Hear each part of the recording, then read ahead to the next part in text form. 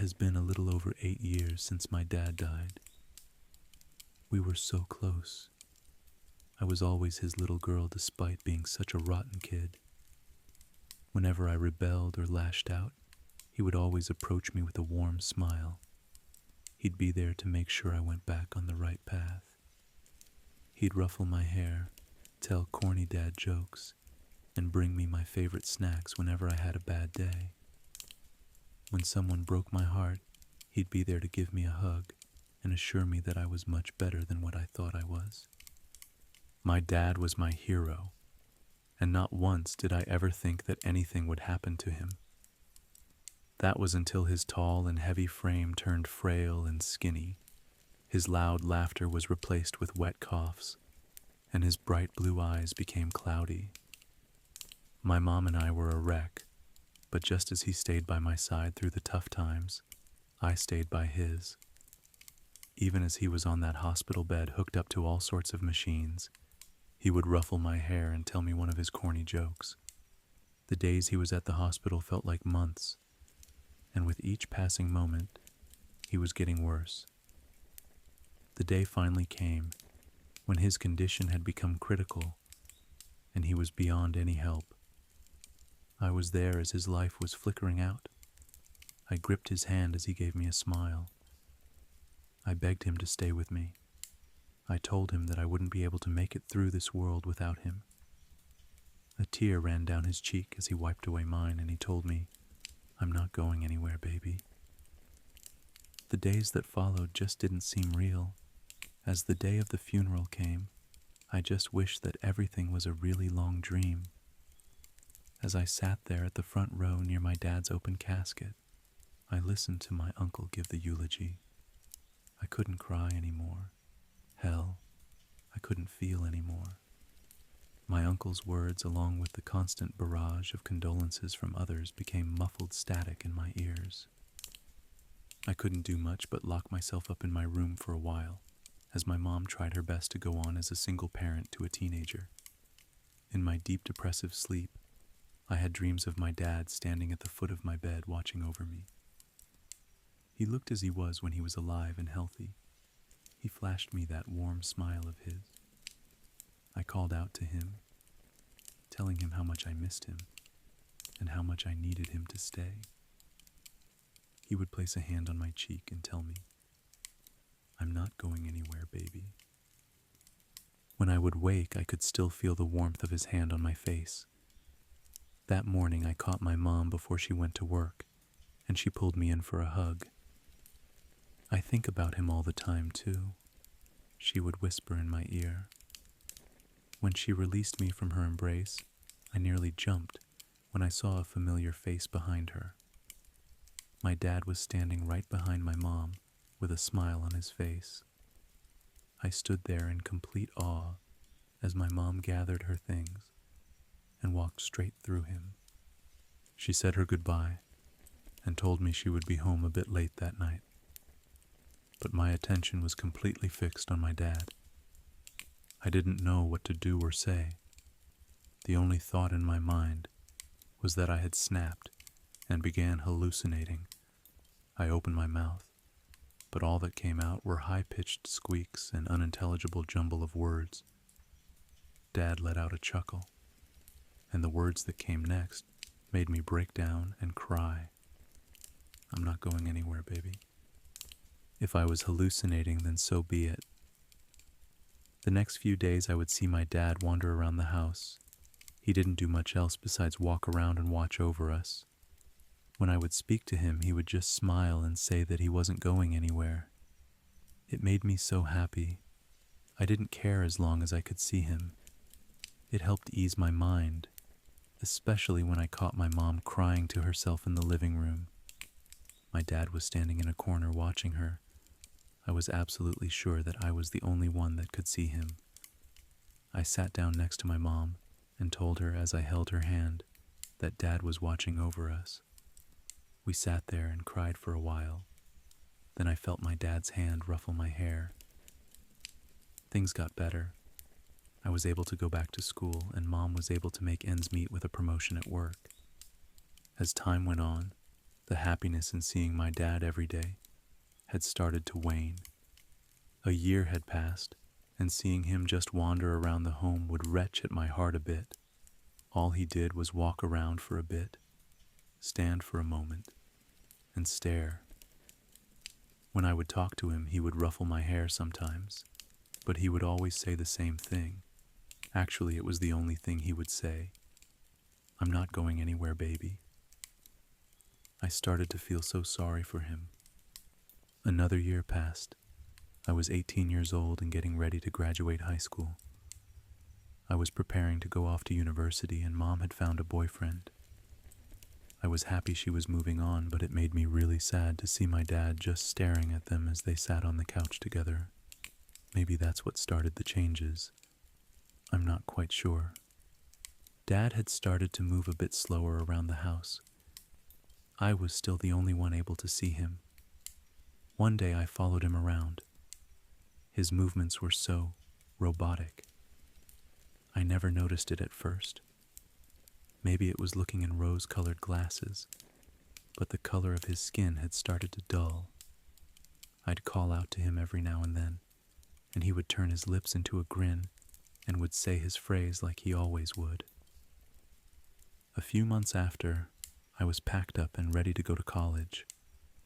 My mom was sobbing, and her boyfriend was wishing me good luck. I reassured them that I would be back as soon as I could, and I looked behind them into the house to see my dad, now sitting on the floor just staring at us, at me. I said, "I love you," and I could see his lips move. I knew what he was saying already. More time had passed, college was amazing, and I was completely transfixed on my new life. Every now and then I would remember my dad and wonder if he was still there. As soon as I had gotten my schedule situated, I would rush home as soon as I could. My mom would give me her biggest hug, and her boyfriend, who was promoted to fiancé, welcomed me with a big awkward smile. My mom assured me that she had left my room exactly how I left it. I thanked her and ran straight to it. As soon as I opened the door, I let out a yelp. I almost forgot my dad until I saw him sitting on my bed. He looked up and stared at me. He looked different, a lot different. He looked so thin, I could see his bones through his pale, bruised skin. I was just shocked to see him. He didn't look good. He stood up and slowly shuffled towards me. I was completely frozen like a deer in front of headlights. The closer he got, the more I could see that the once warm soul I had seen had turned cold and gaunt.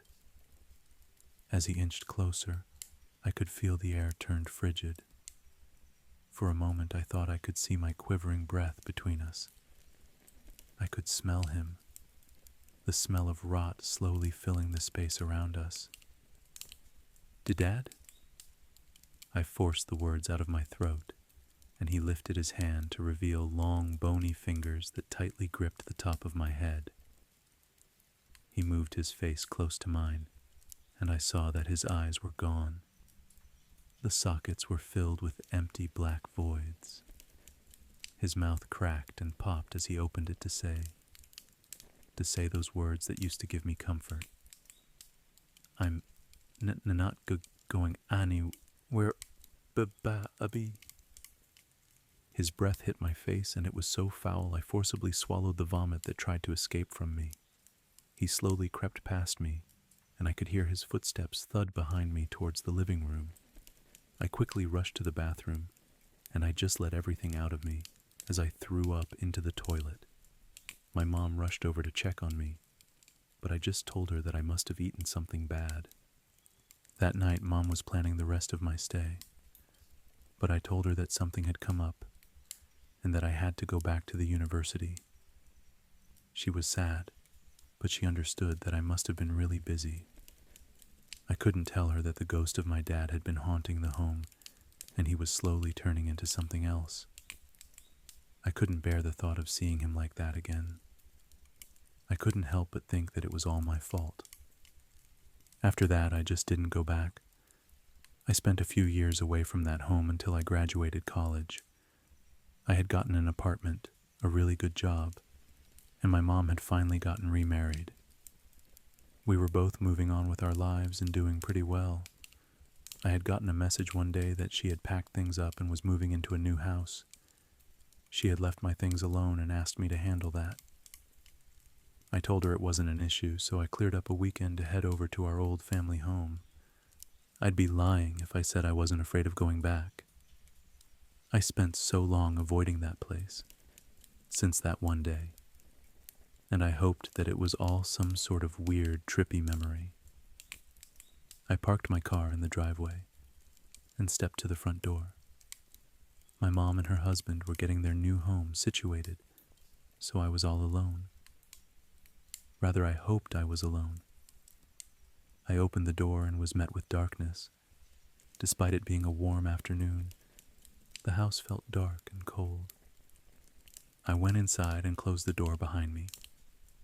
I brushed my hands along the wall to feel for the light switch. The wall. This house felt so damn cold. My fingers started to feel numb.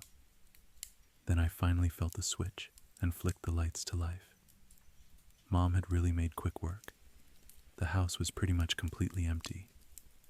I took small steps towards the hallway where my room was, but froze in my tracks when I heard something thump. Thump. Thump. Thump. It sounded like something had dropped. I held my breath and focused on the noise. Thump. Thump. My body started to shake. Not sure from fear or the cold. Thump, thump, thump. Something was on the floor, something was on the floor, and it was coming towards me. Thump, thump, thump, thump, thump. Whatever it was fucking fast. The only thought that blared in my mind was to get out of there. I turned my attention to the front door and sprinted towards it. I placed my hand on the doorknob and turned it until my legs were pulled from underneath me. My head slammed into the door. Then my upper body came crashing onto the floor. I tried to get up, but whatever held me by my ankles began to drag me across the room. I screamed as I was helpless to whatever had me in its clutches. I dug my fingers into the vinyl flooring to try and impede it. I kicked wildly until it finally let me go. I was like a frantic animal as I crawled to the front door. My whole body was aching. Then a deep and guttural voice erupted from behind me, causing a frozen jolt down my spine. Not going anywhere. I turned. I so stupidly turned around to see what my dad had turned into. The thing that was my dad had long limbs that stretched upwards to a joint, then dropped down to his hand and feet like some kind of human-like spider. The body was now covered in purple rotten flesh. Its mouth was wide open to reveal jagged yellow teeth, a wriggling forked tongue, and black bile oozing onto the floor.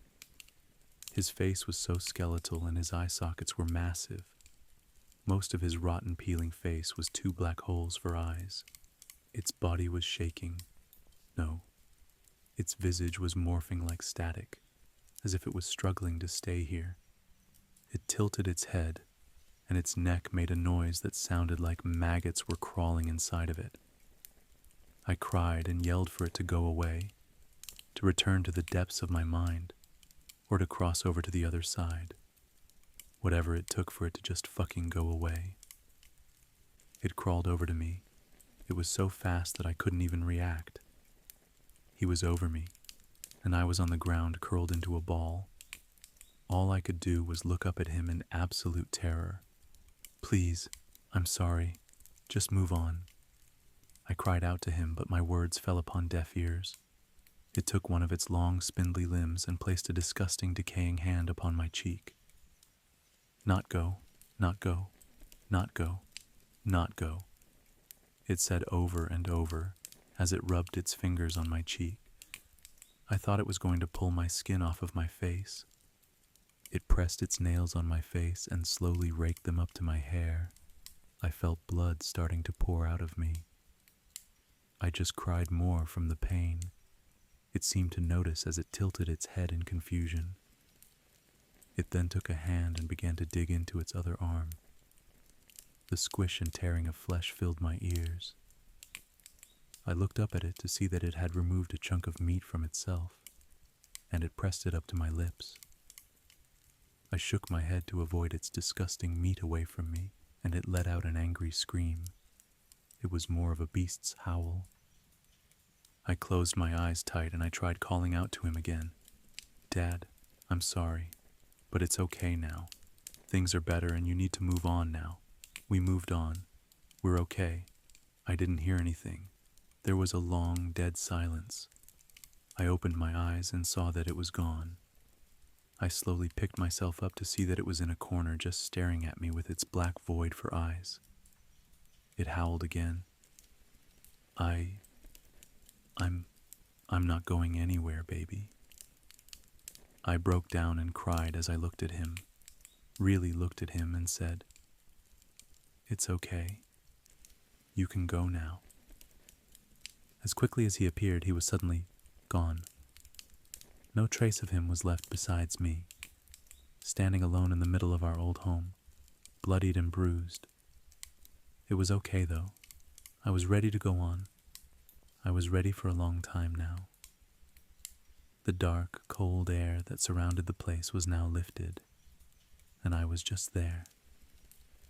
Years have passed, and it has been over 8 years since my dad died. It's been a few months since he finally let go and moved on himself. Everything seems to be going well, and I hope that in whatever life there is after this, my dad can properly heal and go back to his old self. Now, I wish I could end this with a happier note, but there's something else. I'm not sure what happened with my dad. Was it a selfish wish from a little girl, or was it a father trying his hardest to watch over his family? I'm not quite sure. But since that day, I've been seeing more things. I want to help them, but they look much worse than my dad.